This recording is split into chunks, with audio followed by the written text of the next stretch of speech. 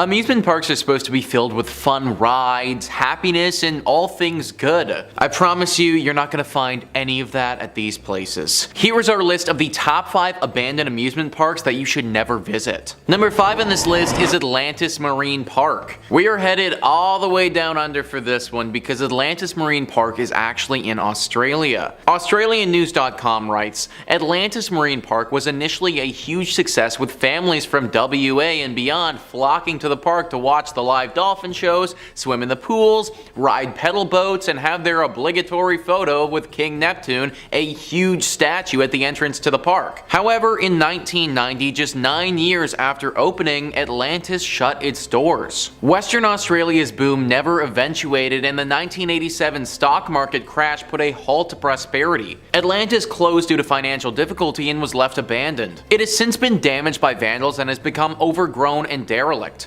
Old statues can still be found scattered throughout the grounds, as well as broken walls and concrete pools. For years, it was no man's land, popular with dog walkers. However, just last month, the iconic King Neptune was restored to his former glory after a petition by locals who started an online campaign for something to be done with the ruins. Well, I'm glad to see that Neptune is looking fresh again, but I don't know how long he'll stay that way. Apparently, this place, when the sun goes down, is home to some evil creatures. Four-legged mutant things with glowing red eyes that hiss and are nothing that we know of from this world. Now, this could be a bunch of baloney, but that's what some people have reported seeing when they've explored this place at night. Probably safe to go during the daytime, just make sure you set an alarm for 6 p.m. to get out of there if you do go. Number 4 on this list is Crinkly Bottom Theme Park. This one, to my understanding, has been demolished, but it still deserves a spot on this list because of how creepy it was when it was around. Mr. Blobby was a TV caricature in the early 1990s. He was featured on one of Britain's most successful late-night Saturday television shows and was this big pink blob creature with a bow tie on. This was a comedy television show, and this blob thing didn't lack any of that. He would often engage in annoying antics with celebrity guests and become a bit of a British television phenomenon. Well, Mr. Blobby was successful enough that he of course needed toys, merchandise, and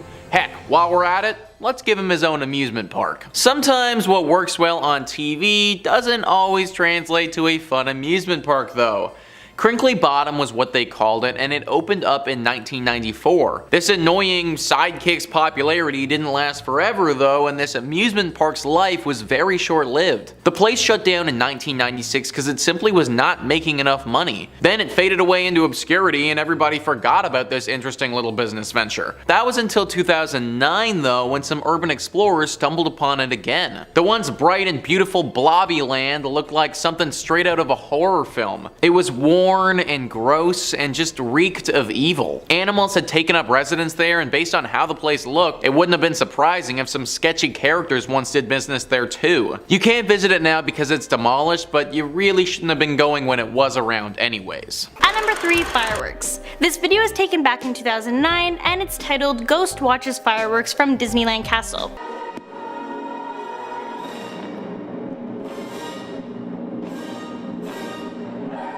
Yeah, that's pretty creepy. So people who have watched this video either think that this is a ghost or a maintenance worker wanting to get a close-up view of the fireworks show. But either way, ghost or person, can't blame them, the fireworks show is amazing. But also, if this is a person, that's a little too close, probably pretty dangerous. We all know that the castle is actually pretty tiny, and it's just an optical illusion that makes it appear so large. But this person or spirit is really ruining that illusion by standing there. You know, either that or they're a giant.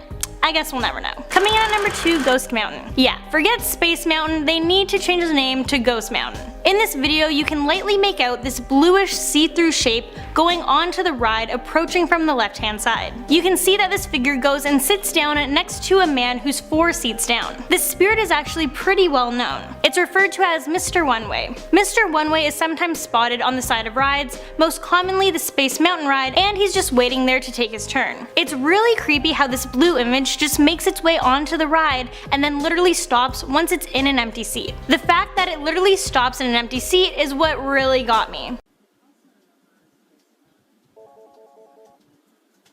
The video is a bit shaky as it is off a security camera, but nonetheless, once you see it, you can't unsee it. Some people have said that this is just a trick with the lighting, but then there are the people who believe in Mr. One Way. Some of the employees that work at Disney took it to the internet and said that they believe Mr. One Way is the ghost of a former cast member named Javier Cruz. He was once in the Pluto costume in 2004 on top of the Beauty and the Beast parade float, and he fell to his death. In at number 1, Walt. This image is captured on Disneyland CCTV. People are speculating that this is the ghost of Walt Disney himself wandering around the park after it's closed. What makes this even creepier is that this is captured on not just one, but multiple cameras, and the spirit is in sync on all of them. Obviously, there are some people out there who don't believe in spirits, and they just think that this is a reflection of lights. But come on, clearly this is some sort of spirit. It's just too clear, and the fact that it continues steadily at the same pace throughout all frames, yeah, that's definitely more than reflections of light.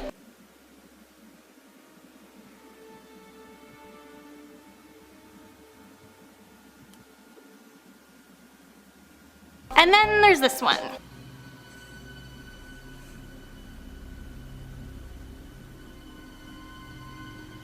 In second place, we have the Joyland deaths. Located in Wichita, Kansas, Joyland once featured state-of-the-art rides and attractions, holding a reign of 55 years of fun and joy. Today, the once popular park is being reclaimed by nature, piece by piece by piece by piece. Joyland came into existence on June 12th of 1949. It was founded by Lester Ottaway and his sons, Herbert and Harold. Now, Herb had a passion for steam engines and race cars, and he refurbished both types of vehicles. By 1934, Herb Ottaway had refurbished a miniature steam locomotive and cars, and was traveling with them to county fairs in Kansas and Colorado. Joyland was originally opened to give Herb's refurbished locomotive a more permanent home. As the attraction became more popular, the Ottoways eventually added a number of different rides and games to the amusement park. Now, Lester Ottaway passed away in the mid-1950s, but his sons continued running Joyland until the early 1970s when they decided to, retire. Joyland was then sold to Stanley and Margaret Nelson, who owned the park until it closed its doors in 2004. Joyland featured attractions such as a wooden roller coaster, my personal favorite kind of coaster, a wacky shack dark ride, a log jam, a sky coaster, bumper cars, the classic carousel, and of course, a Ferris wheel. Now, on April 6th of 2004, a 13-year-old girl was enjoying a Ferris wheel ride with her friends when the restraint bar holding them in came undone. The young girl fell more than 30 feet, suffering multiple head, arm, and leg injuries, and it's a miracle that she survived. The Ferris wheel was immediately closed, while both private and federal investigations looked into whether everything was, safe and up to code. The ride managed to, reopen eventually after these investigations were wrapped up, so okay, I wonder what to code means anymore. Another notable ride at Joyland was the wooden roller coaster that was known as the Nightmare. Although the roller coaster was a staple at the amusement park, it too saw its fair share of injuries. On May 25th of 1977, one rider stood up in one of these carts and fell. He passed at the scene from injuries sustained from the fall. Another death occurred 20 years later on August 27th of 1998 when a 35-year-old maintenance worker named Kevin Briley was under the ride trimming the grass. He stood up and was tragically hit by the roller coaster. He also died at the scene from his injuries. My heart hurts telling that tale because I'm such a huge lover of traditional wooden roller coasters. There's just something about narrowly avoiding whiplash that I personally find thrilling. Joyland closed its doors in 2004. Maybe it might be worth, a little urban exploration. In first place, time to visit the ghosts of the Enchanted Forest. The whimsical 20-acre amusement park was built in an Oregon forest and boasted handcrafted attractions like Storybook Lane and Toftville Western Town, along with rides like the Ice Cream Mountain bobsled roller coaster and a big timber log ride. Sounds pretty magical, right? Yeah, that all depends on who you ask. Though many folks experience nothing more than a charming park, other more abnormal experiences are definitely not in line with a regular amusement park. For many, a visit to the Enchanted Forest can be a supernatural phenomenon, and I know I'd be happy either way. I love all things fantastical and wonderful and whimsical, but also spooky. Tales of employees feeling a ghostly presence on attractions like the Haunted House and Challenge of Mondor ride caught my eye while doing research for today. The story of Enchanted Forest starts with Roger Toft, the park's creator, who spent every last penny he had to make his passion project come to life in 1971. His granddaughter, Ashley Toft, is now the park's general manager, and while she claims she's personally never experienced any supernatural phenomena on the Haunted House, she did admit that the attraction makes her feel anxious and overwhelmed. While guiding a group of experienced paranormal experts through through the attraction, she led them directly to a cold spot that could be attributed to an otherworldly presence. As much as I understand the stigma of not wanting to believe in ghosts, that's a coincidence I can't just ignore. Challenge of Mondor ride operator Chris Dunn has since told a tale of an inexplicable encounter that he experienced one morning in 2016 while prepping the wizard-themed target aiming attraction for the day. He explained how he heard footsteps behind him, but turned around. No one there. Mere seconds after hearing the footsteps, he described being hit with a strange energy throughout his body, one that made him dizzy and gave him a horrible case of chills. Now later in the day, the same thing happened, but with more intensity. He took photos of the ride not in operation and captured images of what looks to be an orb that changes shapes in 3 sequential photos. The team of investigators I mentioned before were granted permission to spend a night unsupervised at the park and experience the chilling energy and the Challenge of Mondor and managed to communicate with a spirit in the haunted house. Notice how I haven't mentioned a park tragedy yet as the cause for anything? That's because, unlike the other places on this list, there wasn't one. The haunted house was built during the original construction along with the rest of attractions, and Challenge of Mondor was constructed in 2006. Time to borrow that time machine I've been asking the powers that be for, and travel on back. In August of 1846, Oregon settlers and indigenous tribes of the Willamette Valley fought a terrible battle in present-day Salem, known as Battle Creek. The theory most people believe is that the energy could be the cause of the manifestation in the theme park, which was built in close proximity to the gruesome fight. You let me know what you think down in the comments. 5. The Warner Brothers Jungle Habitat. Originally opening on July 19th of 1972, this park closed its doors by 1976, which is a really bad timeline for a theme park that was technically never completed. The first time Jungle Habitat made headlines was only months after it first opened for business, when an Israeli tourist named Abraham Levy was riding through the safari in a taxi cab and decided to roll down the window to get a better look at some of the animals roaming about. 2 lions attacked the car and mauled the 26-year-old tourist, causing lacerations to his face and shoulder. He took credit for the harm, citing his own foolishness, which helped to dodge a media onslaught. Well,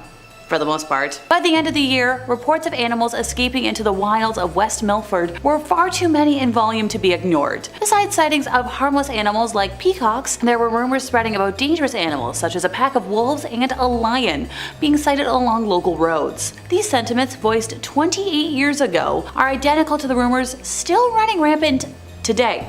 Yep, you heard me, today. Tales told by West Milford residents who have looked out in their backyards include wandering ostriches and a band of baboons running amok in the town's pharmacy. Emus, baboons, and even wolves are just some of the uncaged critters which were known to have escaped the park. I feel like I found the origins for the Night at the Museum franchise. On July 8th of 1974, a 68-year-old visitor from Long Island was grabbed by the trunk of a baby elephant, which then slammed her against a fence and bit her. The woman, Elizabeth Ennis, was later awarded $200,000 by a court. In an account in the New York Times, she claimed the elephant bit her on her right hand, and because of the trauma incurred by being slammed into the fence, she had persistent pain in her right side that prevented her from lifting heavy items. Her husband was awarded $5,000 for loss of companionship. So the animals at the park also had a tendency to damage the cars that passed through. An e-museum for the park says that tigers like to bite and pop car tires, and monkeys like to rip antennas off of cars. Sounds like a lack of good animal training and boundaries to me. So right after the park closed in 1976, some animal carcasses were left outside.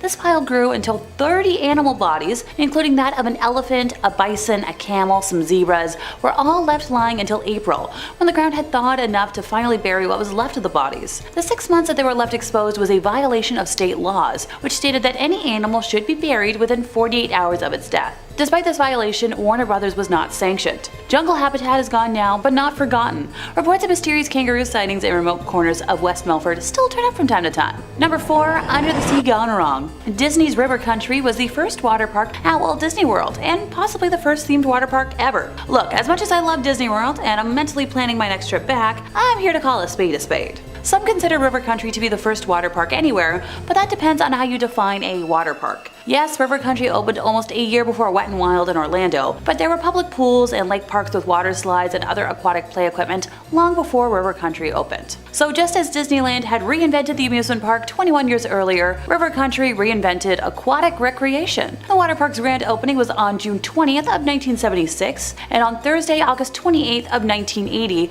a sad Associated Press story appeared in newspapers throughout North America. It was reported that a rare but deadly disease caused by an amoeba found in Florida freshwater lakes had claimed its 4th victim. a New York youngster who had spent his vacation swimming at river country. The disease, amoebic meningoencephalitis, attacked the nervous system and brain. You don't want to know how many tries it took me to say that. The youngster died after the amoeba entered his nose, went through the nasal passage, and attacked the nervous system, including the brain. Investigators from the U.S. Center for Disease Control in Atlanta and the New York Health Department pinpointed river country as the source of the amoeba after the parents reported that the amusement park was the only place where he went swimming. So photos and maps of river country show that the park had two bodies of water. The smaller one was a clean, clear swimming pool. The larger one appeared to be a natural cove, completely open to Bay Lake, which is the largest natural lake at Walt Disney World. At some point in the 1990s, Walt Disney World banned swimming in its lake. The 1995 map of Walt Disney World still included the resort's beaches under the swimming section, whereas the 2000 edition made it clear that the beaches were strictly for sunbathing. But river country stayed open. There was never another death from amoebic, very long word that I'm not going to try and say again, linked to river country. But there were two drownings, one in 1982 and the other in 1989. So river country had its normal seasonal closing at the end of the 2001 season, but when the time came for it to reopen for the 2002 season, it didn't. River country never reopened. Number 5 spot, Indiana Jones. If you've been to Disneyland, then it's likely you've seen the Indiana Jones stunt show. I saw it a few years ago and it was really good. They really make you feel like this actor is in danger. Well, during one show, things took a turn and it was actually the audience who was in danger. So normally they make it look like the boulder runs over Indy and they yell cut and the producers go over to check on the actor, but obviously he's fine. It was all part of the act. Well, during one show, the boulder must have took a weird turn or hit something because it veers off track, bounces off the stage, and heads towards the audience. Take a look.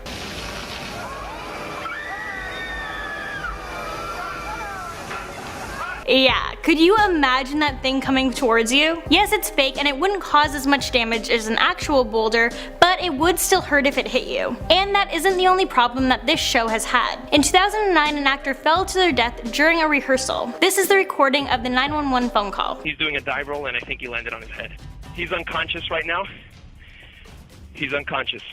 He's not breathing. Yeah, very spooky stuff. And at number 4, ashes. Okay, so I feel like on the last few Disney videos I have involved ashes, but hey, this is a scary themed channel now, so scary and human remains, they kinda go hand in hand. So if you've watched our other recent Disney lists, then you may know that this topic has come up before. So apparently on the rides, the Haunted Mansion and the Pirates of the Caribbean, people are dumping out their loved ones' ashes. Yeah, I wish I was kidding. For the past few years now, Disney employees have said that people will regularly scatter ashes of loved ones on these 2 rides and some other random places in the park. The Haunted Mansion is the most popular spot for honoring the dead though.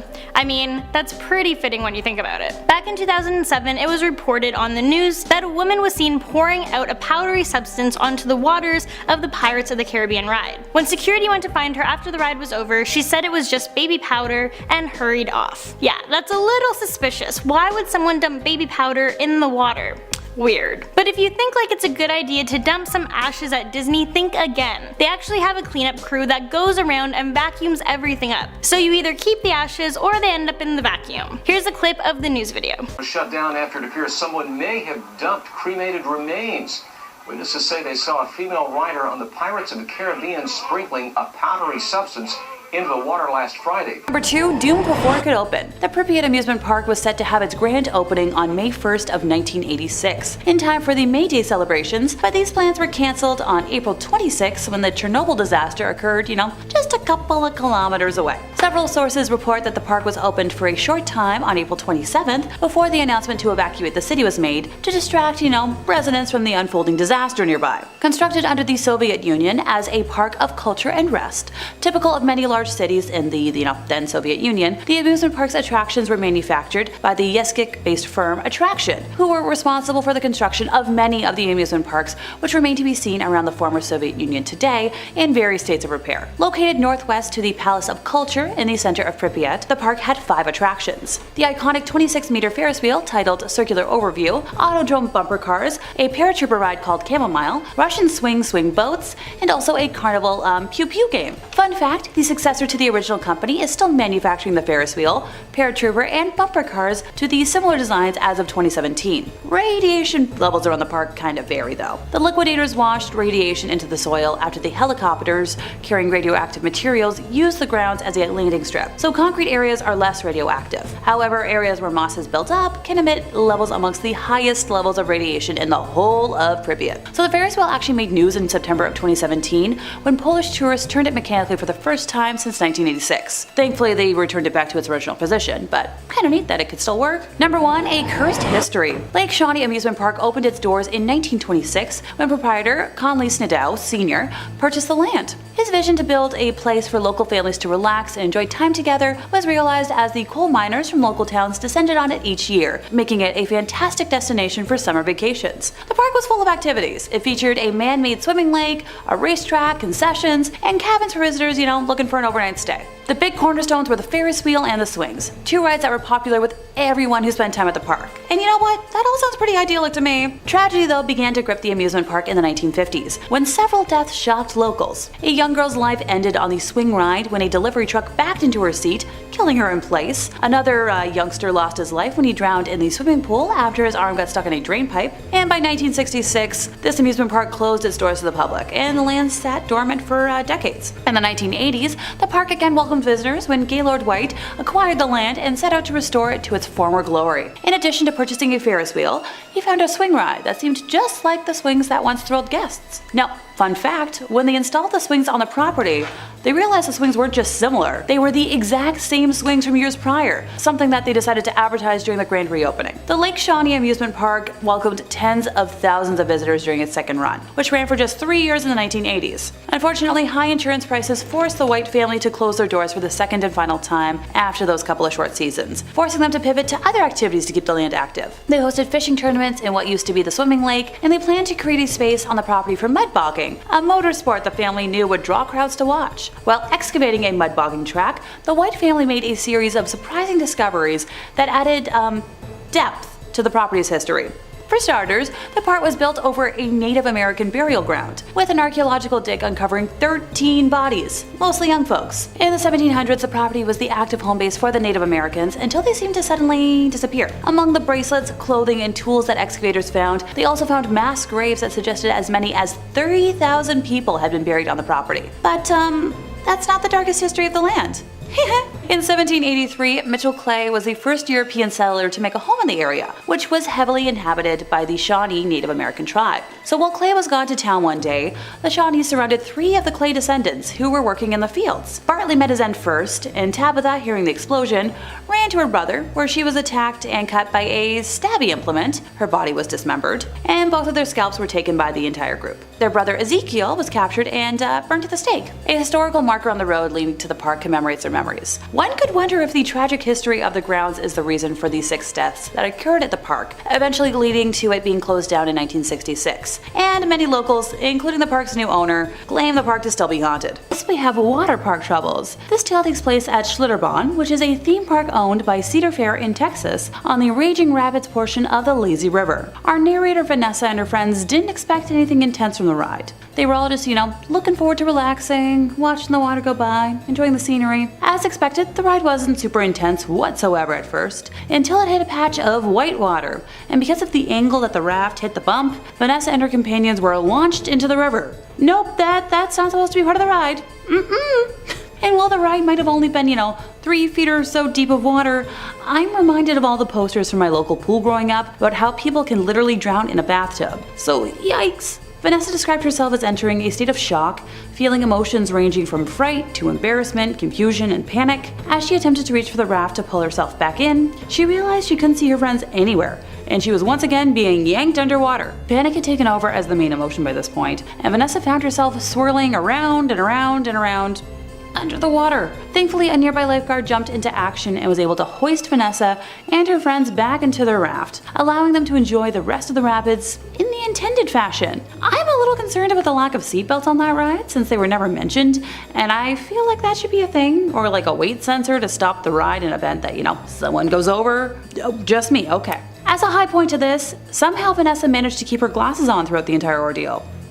Go Vanessa! In 4th place, we have an urban legend from Canada's Wonderland. Time to move on to a Cedar Fair park that's a little closer to home. As someone who spends most of September through December at Canada's Wonderland every year, I just knew I had to include this ghost story in today's list. While Wonderland might be home to the scariest of scary monsters every October, the iconic Wonder Mountain is actually home to a ghostly spirit all year round. Construction of the iconic theme park happened between 1979 until 1981, with construction of the mountain alone involving a dozen local companies under Cincinnati engineer Curtis D. Summers. Now, while we don't know the name of our victim, one of the construction workers who was working on Wonder Mountain passed on the job, and for the most part, the details of his passing and specifics have been kept pretty secret. I tried. I promise I tried. This ghostie haunts the mountain to this day, specifically the Thunder Run ride. If the ride operators don't greet the area with good morning and good night at the beginning and the end of each operating day, the ride will malfunction and cease operations until given the proper respect. Honestly, I'm all for inviting the ghost to roam the park during Halloween haunt. What's the worst that could happen? An actual ghost over in Ghostly Pines or Spirit Manor would be so much fun to see.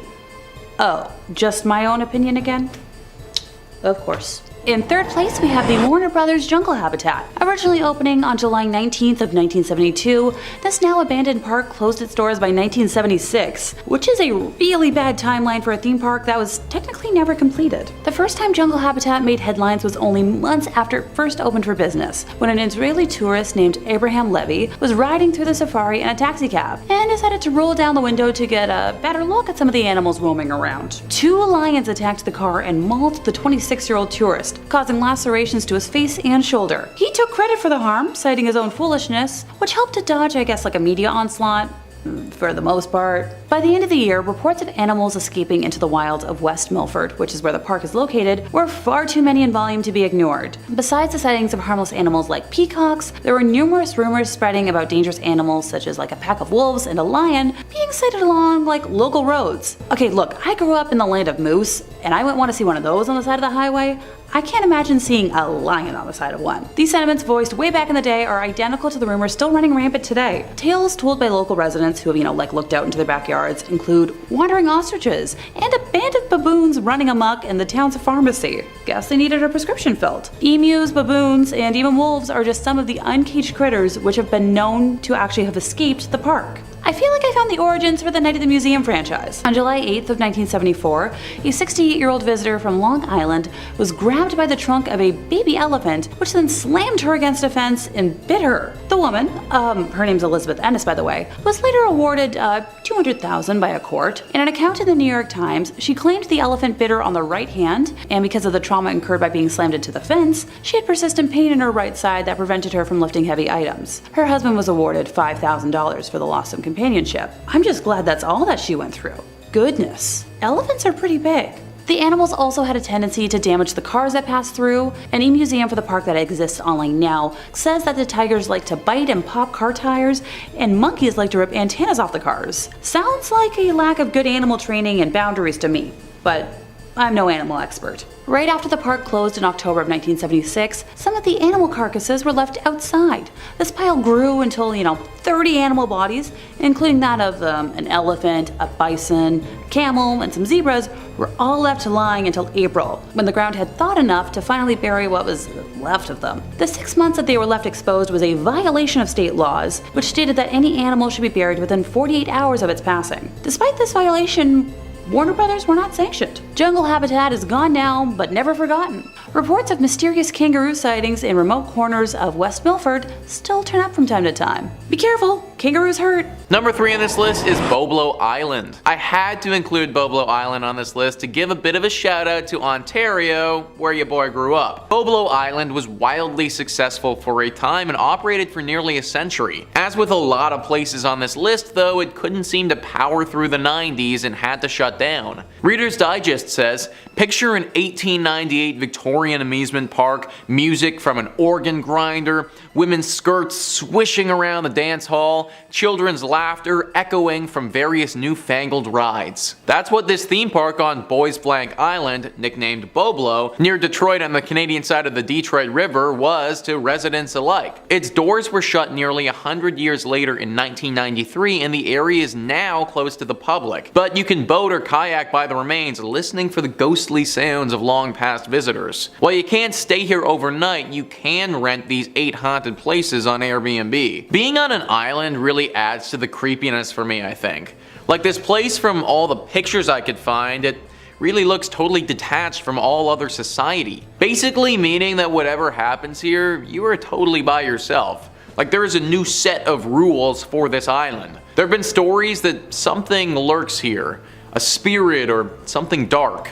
Be very careful if you ever go to Boblo Island. Number 2 on this list is Pripyat Amusement Park. Pripyat is a town that we've talked a lot about on this channel already. In fact, it was recently featured in a video where we looked at the top 5 mysterious towns that are completely abandoned. Pripyat is a ghost town in northern Ukraine near the Ukrainian and Belarus border. It was named after the nearby river Pripyat and was founded in 1970. Right in the town is a small amusement park that once looked quite fun and had plans to grow into a big Ukrainian park that people might flock to. Those dreams were never realized though, and now it sits in complete and utter disarray. Those dreams were never realized because of the horrible accident that occurred in 1986. You see, the town of Pripyat was basically established to serve the Chernobyl nuclear power plant. When it was first built, it was a closed town basically only for the workers of this place, but it grew and grew as time went on, and at its height had a population of just under 50,000 people. I don't need to go into too much detail about the accident as a whole, because I imagine that you guys are all pretty aware. But basically, this was the worst accident of this nature in human history, and for all our sakes, we need to hope that it never happens again. The radiation damage was absolutely massive, and right after it happened, the entire town of Pripyat had to be evacuated. That, of course, has left the amusement park, right in the middle of this town, completely abandoned as well. Not a lot of people have gone to this town or park since this incident occurred. For a long time, it wasn't safe to set foot within a set radius of the blast. Those who have been brave or foolish enough to set foot into this town and explore the amusement park have reported some strange and scary findings. Rumor has it that some sort of entity lives there. Something dark and evil calling this abandoned place home. A nasty and sinister entity that doesn't like to be disturbed. There have been talks of this being some type of shadow creature or potentially a beast, like a werewolf of sorts. Either way, the people who visit this place feel an overwhelming sense of dread when they're there. They also feel as if they're unwelcome, like they entered somebody's home who doesn't want them there. There are multiple reasons why this amusement park is abandoned, so I'd stay away if I was you. And finally, number 1 on this list is Six Flags. Now, I don't mean Six Flags as a chain or anything like that.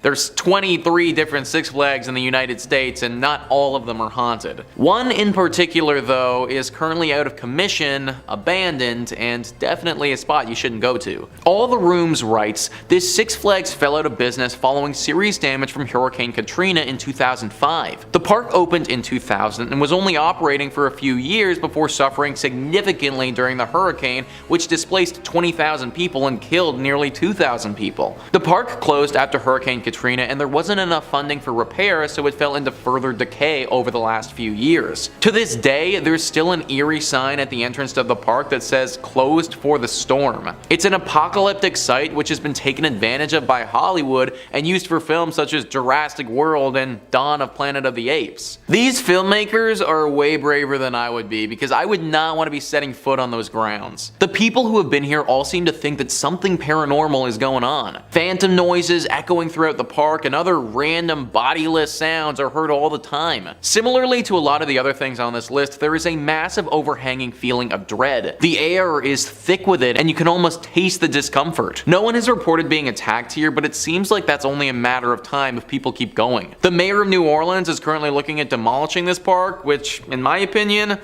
probably for the best.